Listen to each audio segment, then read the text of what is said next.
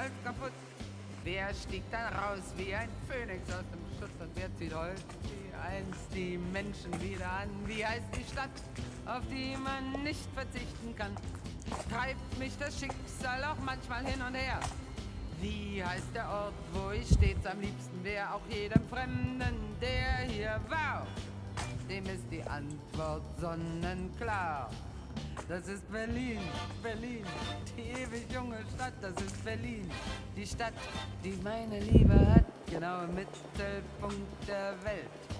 Hat sie der Herrgott hingestellt. Du mein Berlin, Berlin, du Perle an der Spree, wer dich erst kennt. Berlin, der sagt dir nicht adieu, denn deinem Zauber kann man niemals mehr entfliehen. Du mein Berlin, Berlin, Berlin.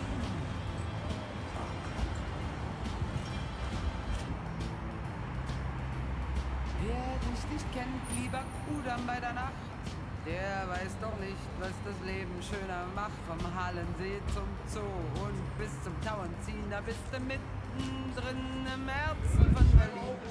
Und willst du nicht mang die alten Linden gehen, kannst du 3 Linden noch am Kontrollpunkt sehen. Und wer den Kreisel sieht, der staunt und sagt verschlücht und jugendgelaunt.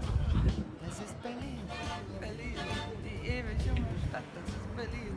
Die Stadt, die meine Liebe hat, genau im Mittelpunkt der Welt. Hat sie der Herrgott hingestellt. Du mein Berlin, Berlin, du Perle an der Spree, wer dich erst kennt.